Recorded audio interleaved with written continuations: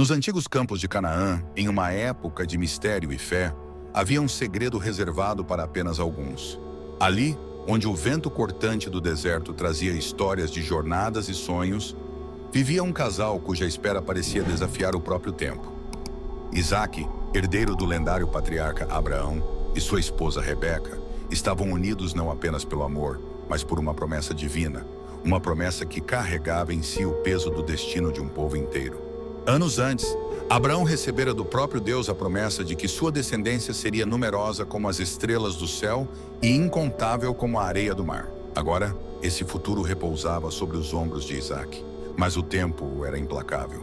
Cada ano que passava trazia consigo um silêncio angustiante, uma ausência dolorosa, pois o ventre de Rebeca permanecia sem vida.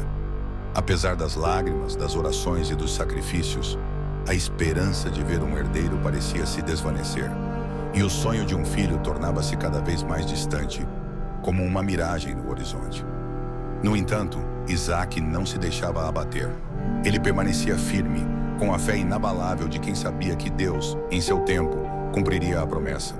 Muitas noites ele se retirava para orar sozinho, sob o manto estrelado do deserto, suas palavras ardendo com um fervor que só quem conhece o peso de uma promessa divina pode entender. Com os olhos fixos no céu, Isaque rogava a Deus que o ouvisse, que abrisse o ventre de sua amada esposa e permitisse que a promessa se tornasse carne e sangue. E então, em um dia inesperado, algo extraordinário aconteceu. Rebeca concebeu. A notícia correu rapidamente entre a família e os servos, trazendo alegria e celebração. Todos viam naquele momento a realização da fé inquebrantável de Isaque e a bênção divina que finalmente recaíra sobre eles. Rebeca, tomada por uma felicidade que nunca havia sentido antes, acariciava o ventre, imaginando o futuro que aquele filho traria. Seria um novo começo, uma geração marcada por um pacto sagrado entre Deus e a linhagem de Abraão. Contudo, a paz não durou. Com o passar dos meses, Rebeca começou a sentir algo estranho. O que parecia ser um milagre de alegria começou a se transformar em uma inquietação. Dentro dela, sentia uma movimentação intensa, muito além do esperado para uma gravidez comum. Era como se uma batalha ocorresse dentro do seu ventre, uma luta silenciosa, mas violenta, que a deixava confusa e assustada. As noites tornaram-se longas, com Rebeca questionando-se sobre o que realmente estava acontecendo. Desesperada por respostas, ela fez o que sabia ser o certo. Buscou a orientação do Senhor. Em uma oração solitária e profunda, Rebeca pediu a Deus que revelasse o significado daquele tumulto. E foi então que ela ouviu a voz divina, clara e imponente, que trouxe uma revelação inquietante. 2 nações estão em teu ventre, e 2 povos se dividirão desde as tuas entranhas. Um povo será mais forte do que o outro, e o mais velho servirá ao mais novo. A mensagem a chocou. Nunca antes se ouvira falar de algo semelhante. Em uma cultura onde o primogênito era o portador dos direitos e das heranças, a ideia de que o mais velho serviria ao mais novo era impensável.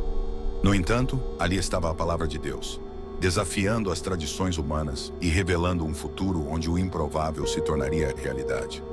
O ventre de Rebeca carregava agora não apenas filhos, mas um destino de rivalidade e conflito.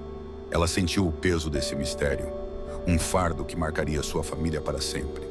Ela e Isaque não sabiam o que o futuro reservaria, mas estavam prontos para enfrentar as provações que viriam. As palavras de Deus ecoariam em seus corações e seriam passadas de geração em geração, pois aquele era o início de uma história que mudaria para sempre o destino de seu povo. A expectativa aumentava conforme o tempo passava e finalmente chegou o momento do nascimento. Para a surpresa de todos, não era apenas um bebê, mas gêmeos. O primeiro a nascer era avermelhado e coberto de pelos, como se uma capa natural o protegesse. Chamaram-no de Esaú, que significa peludo. Logo em seguida nasceu seu irmão, segurando o calcanhar de Esaú com uma determinação incomum, e foi chamado de Jacó, que significa aquele que agarra ou suplantador. Desde o princípio, Esaú e Jacó demonstraram ter personalidades opostas, e com o passar do tempo, as diferenças entre eles tornaram-se ainda mais evidentes. Esaú, o primogênito, era um homem da natureza, destemido, com um espírito livre, que ansiava pelas aventuras dos campos abertos. Suas habilidades como caçador o tornaram conhecido entre o povo, e ele se orgulhava de sua força e destreza. O cheiro da terra e dos animais, o arco sempre a postos e a presença imponente o definiam como um verdadeiro homem do campo. Esaú vivia cada momento com intensidade, sem muito se preocupar com o amanhã.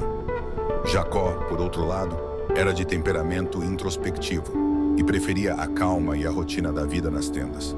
Ao lado da mãe, ele aprendia sobre as tradições, o comércio e as práticas espirituais do povo, absorvendo cada ensinamento com atenção. Paciente e observador, Jacó possuía uma astúcia natural e gostava de antecipar o que viria, planejando cada passo com cuidado. Ele parecia compreender que seu destino não estaria nos campos, mas em algo mais profundo e duradouro. Enquanto Esaú prosperava como caçador, atraindo a admiração do pai, Jacó conquistava a confiança e o afeto da mãe, que via nele um futuro grandioso e espiritual para a família. Para Isaac, Esaú representava a continuidade de uma linhagem forte e corajosa, que poderia defender e proteger o povo de ameaças externas. Já Rebeca acreditava que Jacó era o escolhido para dar continuidade à promessa de Deus feita a Abraão, aquela que traria bênçãos a todas as nações. As preferências dos pais eram claras, e embora nunca ditas abertamente, ambos os filhos as sentiam de maneira intensa. Esaú, confiante na força de seu vínculo com o pai, parecia viver sem grandes preocupações com as implicações futuras de suas escolhas. Ele se apoiava na segurança de ser o primogênito, o herdeiro natural das bênçãos e responsabilidades familiares. Jacó, por sua vez, crescia com uma percepção mais aguçada, consciente de sua posição secundária e com um desejo secreto de alterar o curso de seu destino. A dinâmica entre os irmãos, fortalecida pelas inclinações dos pais, prenunciava o que estava por vir.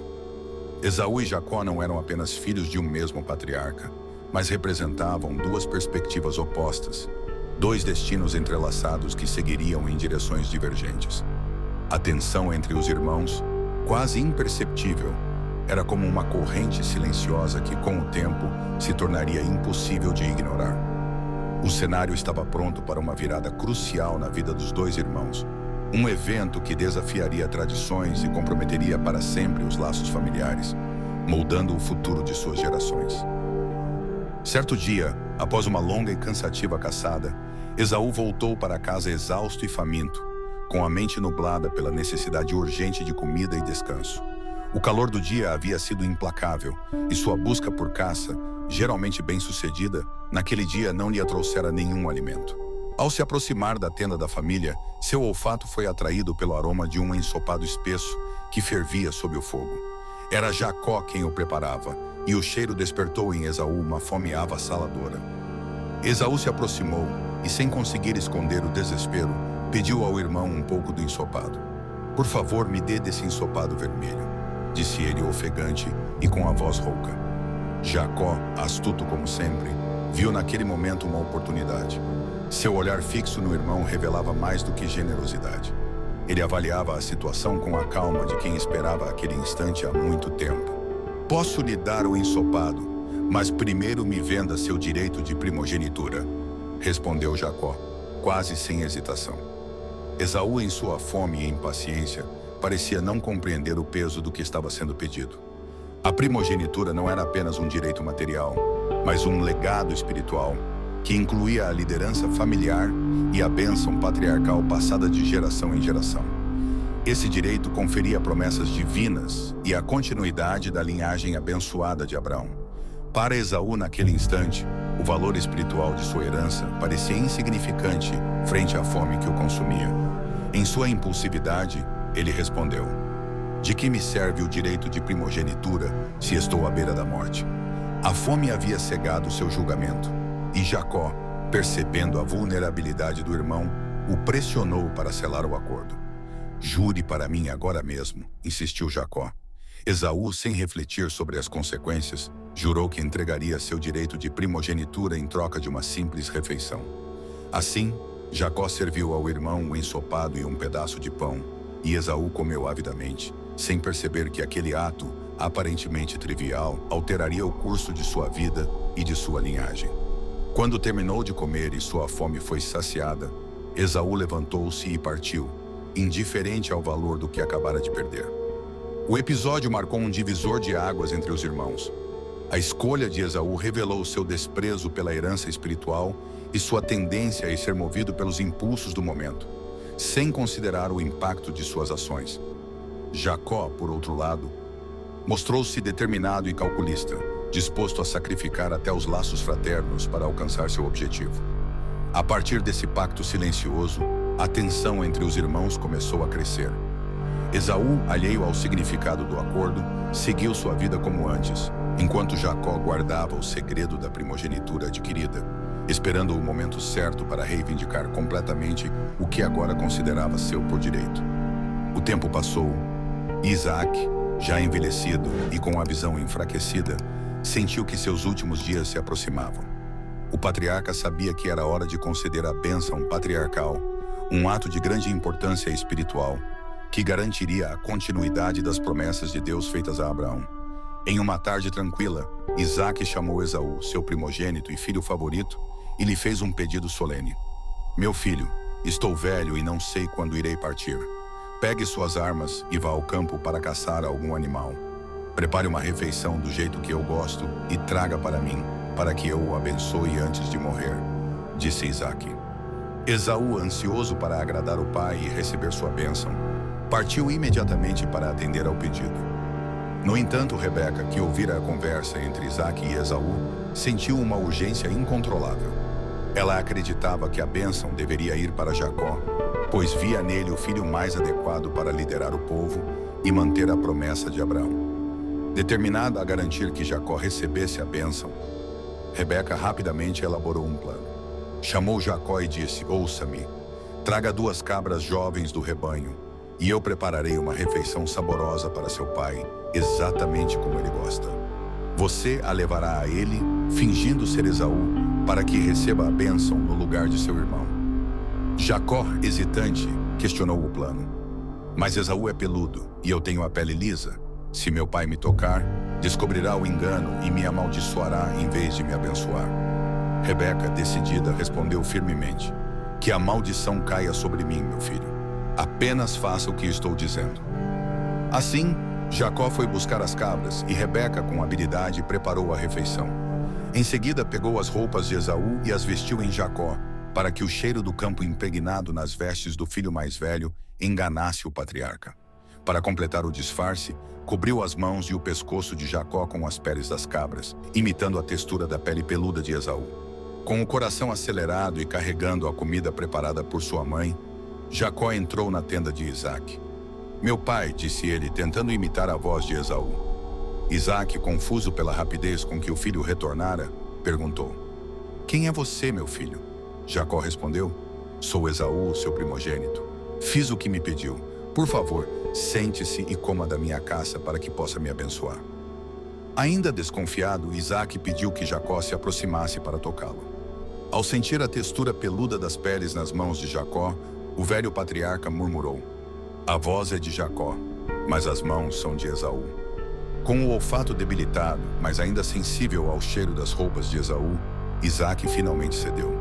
Depois de comer e beber, ele chamou Jacó para perto e pronunciou a bênção sagrada. Que Deus lhe dê do orvalho do céu e da fertilidade da terra, e abundância de trigo e vinho. Que povos o sirvam e nações se prostrem diante de você. Seja senhor de seus irmãos, e que todos os que o amaldiçoarem sejam amaldiçoados, e todos os que o abençoarem sejam abençoados. Jacó mal conseguia acreditar. A bênção que pertencia a Esaú agora era sua. Ele saiu da presença de Isaac com o coração ainda pulsando, sabendo que seu ato mudaria para sempre os destinos da família. Não muito tempo depois de Jacó ter saído da tenda de Isaac, Esaú retornou da caçada, trazendo a refeição que seu pai havia pedido. Ele preparou tudo com cuidado e, cheio de orgulho, entrou na tenda do pai, esperando receber a bênção que acreditava ser sua por direito. Meu pai, aqui está a caça que preparei. Sente-se e coma, para que possa me abençoar, disse Esaú. Ao ouvir a voz de Esaú, Isaac estremeceu de surpresa e confusão. Quem é você? Perguntou, em tom de incredulidade. Esaú respondeu, sem perceber o que já havia ocorrido. Sou eu, Esaú, seu primogênito. Com essas palavras, a realidade do engano caiu sobre Isaque, e o velho patriarca começou a tremer. Quem foi então que me trouxe a caça antes de você? Eu já comi e o abençoei, e ele será abençoado. A compreensão do que acontecera atingiu Esaú como um golpe. Ele soltou um grito de angústia e decepção, uma dor profunda por ter perdido a bênção que fora roubada de suas mãos. Em desespero, suplicou: abençoe-me também, meu pai. Mas Isaque, pesaroso, respondeu: teu irmão veio com astúcia e tomou a tua bênção. Tomado por um misto de raiva e tristeza, Esaú gritou: não é à toa que o chamam de Jacó. Ele já me enganou 2 vezes. Primeiro tomou meu direito de primogenitura e agora roubou minha bênção. Em sua aflição, Esaú continuou a suplicar: pai, você não reservou nenhuma bênção para mim? Com o coração pesado, Isaque concedeu a Esaú uma bênção secundária, quase como uma maldição. Tua morada será longe da fertilidade da terra e do orvalho dos céus. Viverás da tua espada e servirás a teu irmão. Mas quando te sentires oprimido, quebrarás o jugo dele de sobre o teu pescoço. As palavras de Isaque, embora fossem uma tentativa de consolo, acenderam em Esaú uma ira ardente contra Jacó. Sentindo-se traído e privado do que considerava seu por direito, Esaú alimentou em seu coração o desejo de vingança. Em sua mente, um pensamento tomou forma: meu pai está velho e logo morrerá. Quando ele partir, eu matarei Jacó e recuperarei o que é meu. Rebeca, que pressentia a fúria de Esaú, logo percebeu o perigo que ameaçava Jacó. Com o coração preocupado e o instinto de proteger seu filho mais novo, chamou Jacó e lhe revelou os planos de Esaú. Seu irmão está furioso e planeja te matar, advertiu ela. Vá, meu filho, fuja para a casa de meu irmão Labão, em Harã. Fique lá até que a fúria de Esaú se acalme e seja seguro para você voltar. Assim, Jacó partiu às pressas, deixando para trás a casa de seu pai, sua terra e tudo o que conhecia. Ele levava consigo a bênção que tanto desejara, mas ao mesmo tempo fugia das consequências de seu ato. A traição que lhe garantira a bênção também o afastava de tudo o que amava e o obrigava a encarar um futuro incerto. Enquanto Jacó viajava para a casa de seu tio Labão em Harã, afastando-se de sua terra natal para escapar da ira de Esaú, a vida em Canaã seguia seu curso. Esaú, ainda consumido pela raiva e pelo ressentimento de sua perda, não sabia como lidar com o peso da desilusão. A dor de ser enganado por seu irmão e a amarga sensação de ter sido privado da bênção espiritual, que acreditava ser sua por direito, mexeram profundamente com ele. Em meio a essa angústia, Esaú tomou uma decisão que geraria mais conflito dentro da família. Ele se casaria com mulheres hititas. Ele escolheu 2 mulheres dessas terras estrangeiras, chamadas Judite, filha de Beeri, e Basemate, filha de Elon. Embora essas mulheres tivessem o direito de se casar com qualquer homem de sua terra, para a família de Isaque e Rebeca, essa escolha representava uma ruptura significativa com as tradições familiares. Isaque e Rebeca, que haviam dedicado suas vidas à adoração do Deus de Abraão e à preservação do legado divino, ficaram profundamente desapontados com a escolha de Esaú. Não só as mulheres eram de um povo estrangeiro, mas suas crenças e práticas eram incompatíveis com a fé que a família de Abraão carregava. A união de Esaú com essas mulheres simbolizava para Isaque e Rebeca uma quebra nas promessas de Deus para sua linhagem. Esse matrimônio representava uma diluição da herança espiritual de Abraão, uma escolha que desafiava as raízes da família e a fidelidade à aliança com o Senhor. Isaque, ainda amando seu filho, sentiu um peso imenso no coração. Ele amava Esaú, mas essa decisão de casar-se com mulheres hititas representava algo que ele não podia apoiar. Rebeca, por sua vez, sempre favorável a Jacó, sentiu que, ao escolher essas mulheres, Esaú se distanciava mais ainda do legado que ela acreditava que Jacó deveria carregar. O matrimônio de Esaú com as hititas aumentava a tensão familiar, pois parecia que ele estava cada vez mais afastado do caminho divino. Enquanto isso, Jacó estava em sua jornada para Harã, longe dos problemas que Esaú enfrentava, mas também longe do lar que ele conhecia. Seus próprios desafios estavam apenas começando, mas ele não sabia que essa separação crescente entre ele e Esaú se aprofundaria ainda mais, marcando suas vidas para sempre. No entanto, A decisão de Esaú sobre seus casamentos trouxe consequências mais profundas do que ele imaginava. Sua tentativa de reafirmar sua própria identidade após ter perdido a bênção e a escolha de se afastar das tradições de sua família refletia uma luta interna sobre pertencimento e aceitação. Mas, no fundo, Esaú estava apenas tentando preencher o vazio deixado pela perda de algo muito mais significativo, a bênção que ele havia trocado por uma refeição. Após muitos anos de exílio na casa de seu tio Labão, onde enfrentou diversos desafios e construiu sua própria família, Jacó sentiu que era hora de voltar a Canaã. Ele sabia que retornar significava enfrentar seu passado e, especialmente, Esaú, de quem fugira tanto tempo antes. Com o coração pesado e temeroso da reação de seu irmão, Jacó reuniu sua família e bens e iniciou a jornada de volta, incerto sobre o que o aguardava. Preocupado com a possibilidade de um confronto, Jacó enviou mensageiros à frente, carregados de presentes, na esperança de acalmar o coração de Esaú. A resposta que os mensageiros trouxeram, porém, não foi reconfortante. Esaú estava a caminho para encontrá-lo, acompanhado de 400 homens. O medo de Jacó aumentou e ele lembrou-se da ira de Esaú no passado, temendo que seu irmão ainda estivesse determinado a se vingar. Na noite anterior ao encontro, atormentado pela ansiedade, Jacó se isolou para orar e se preparar.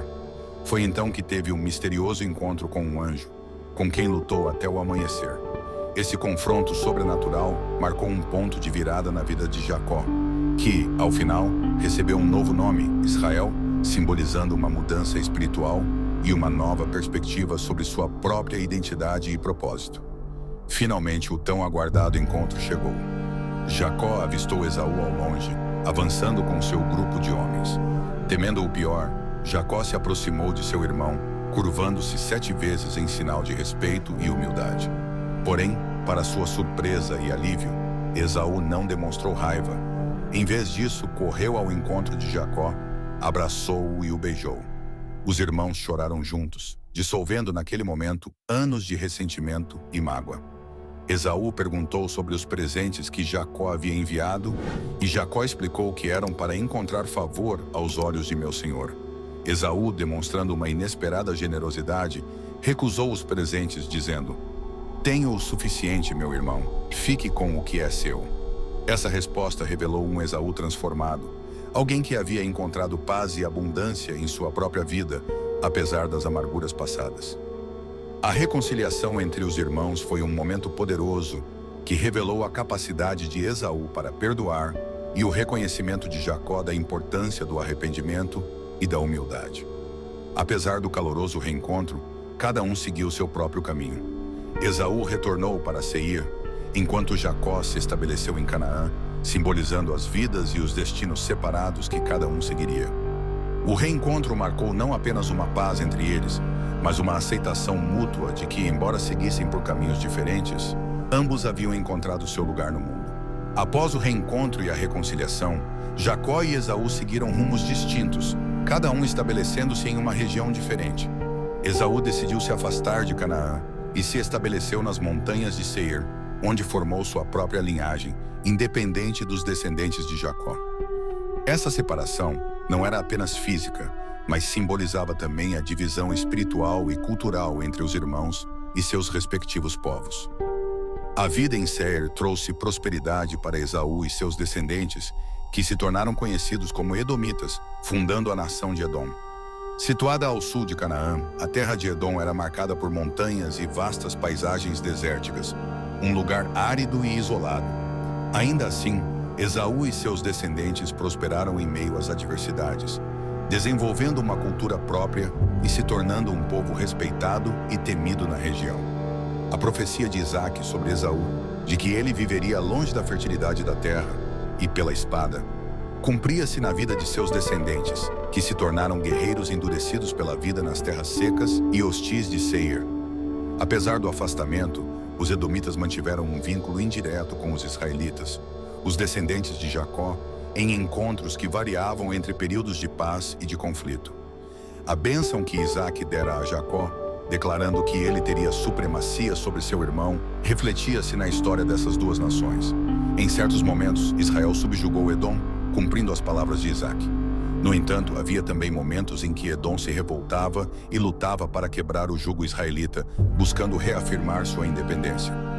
Embora Esaú tivesse perdido a bênção maior, seu povo não foi esquecido na narrativa bíblica.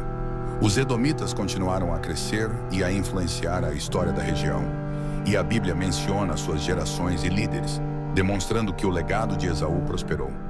Seus descendentes incluíam chefes de tribos e líderes poderosos que tornaram Edom uma nação respeitável e temida. Apesar de suas diferenças e rivalidades, os destinos de Israel e Edom permaneceram entrelaçados ao longo dos séculos, muitas vezes como adversários, mas com uma história comum que nunca poderia ser totalmente apagada. Ao se distanciar de Jacó, Esaú encontrou em Seir um território que ele e seus descendentes podiam chamar de lar. Ali ele formou uma nação própria, escrevendo um novo capítulo para sua linhagem, separado do legado de Jacó, mas ainda marcado pela bênção e pela profecia de seu pai Isaque. Com o passar dos anos, os descendentes de Esaú, os edomitas, e os descendentes de Jacó, os israelitas, passaram a se estabelecer como duas nações poderosas e distintas na região. Edom, sob a liderança dos filhos de Esaú, floresceu como uma nação forte e independente, com cultura própria e governantes influentes. Israel, por sua vez, expandiu-se e seu povo se consolidou como uma nação que preservava as promessas espirituais de Abraão. A proximidade geográfica entre Edom e Israel gerou disputas frequentes. Em vários momentos, Israel tentou submeter Edom ao seu domínio, cumprindo parcialmente a profecia de Isaque de que Esaú serviria a Jacó. No entanto, os edomitas eram guerreiros ferozes e muitas vezes se rebelavam contra o domínio israelita, lutando para recuperar sua autonomia. Esses conflitos tornaram-se parte da dinâmica entre as duas nações, que, apesar de serem irmãos em origem, tornaram-se rivais em poder e influência. Em um desses períodos de tensão, Edom recusou-se a permitir que os israelitas passassem por seu território durante a jornada de Israel rumo à Terra Prometida. Apesar das súplicas e da promessa de passar sem causar danos, o rei de Edom negou passagem e até reuniu seu exército para impedir a travessia. Esse incidente deixou marcas profundas na relação entre os dois povos, acirrando ainda mais as tensões e a desconfiança mútua. Edom via Israel como uma ameaça a seu território e soberania, enquanto Israel passou a considerar Edom como um inimigo obstinado e implacável. Mesmo quando Israel estabeleceu seu reino sob a liderança de Davi e Salomão, Edom continuou a resistir. Houve momentos em que os reis de Israel conseguiram submeter Edom temporariamente, mas os edomitas logo se rebelavam, buscando romper o controle israelita. A bênção que Isaque deu a Esaú de que ele viveria da espada, mas um dia quebraria o jugo de seu irmão, parecia cumprir-se repetidamente, com Edom oscilando entre a submissão e a liberdade. Esse conflito duradouro ilustra como o embate entre os irmãos Esaú e Jacó, que começou no ventre de sua mãe, ecoou nas gerações seguintes, transformando-se em uma rivalidade nacional que influenciaria a história de ambos os povos. Embora Edom e Israel fossem nações irmãs, seus destinos divergentes e a tensão constante entre submissão e independência moldaram séculos de história e permaneceram como um lembrete das escolhas e do legado de seus patriarcas. Os anos passaram e o destino de Esaú e Jacó já estava selado, mas as marcas de suas escolhas continuaram a moldar a história de seus descendentes. Esaú, como fundador de Edom, construiu uma nação próspera no território montanhoso de Seir. Apesar de ter perdido a bênção principal de seu pai, Esaú encontrou em Edom um lugar para florescer, com seus descendentes tornando-se governantes poderosos e guerreiros respeitados, conhecidos por sua resistência e força. No entanto, a relação entre Edom e Israel, fundada por Jacó, sempre esteve em conflito. Embora ambos compartilhassem raízes comuns, o ressentimento antigo transformou-se em uma rivalidade histórica que atravessou gerações. Enquanto Israel mantinha as promessas espirituais e a bênção de Abraão, Edom desenvolveu seu próprio legado, mas nunca conseguiu se afastar completamente da sombra de Israel. A linhagem de Esaú, no entanto, permaneceu como um símbolo de independência e perseverança. Embora Edom tenha sido subjugado algumas vezes por Israel, sua capacidade de se rebelar e de lutar pela liberdade cumpriu a antiga profecia de Isaque de que Esaú quebraria o jugo de seu irmão. Essa resistência foi lembrada e honrada entre os edomitas, que viam em Esaú não apenas um líder ancestral, mas um exemplo de determinação. A história de Esaú nos convida a refletir sobre temas profundos: o valor que damos às nossas escolhas, a importância das tradições familiares e as consequências de nossos atos para as gerações futuras. Esaú, ao trocar seu direito de primogenitura, pode ter negligenciado o valor espiritual de sua herança, mas ao longo dos anos mostrou-se capaz de perdão e de generosidade, como na reconciliação com Jacó. Seu legado é uma lembrança de que mesmo decisões impulsivas não definem toda uma vida. Ainda há espaço para a redenção e para a construção de um legado significativo. Assim, Esaú permanece como um personagem complexo e humano, cuja vida foi marcada tanto por erros quanto por conquistas. A narrativa de sua vida transcende as fronteiras de uma simples rivalidade familiar, abordando temas universais sobre escolhas, identidade e o que significa deixar um legado. E embora a linhagem de Jacó tenha sido celebrada como o povo escolhido, a história de Esaú lembra que até aqueles que seguem um caminho distinto podem construir uma herança digna e respeitável. Ao encerrar o capítulo final dessa narrativa, percebemos que as trajetórias de Esaú e Jacó, embora diferentes, permaneceram interligadas, e o legado de ambos ainda ecoa nos relatos de seus descendentes. A jornada de Esaú é um testemunho de que, mesmo quando os planos parecem distantes do ideal, é possível encontrar propósito e valor em nosso próprio caminho.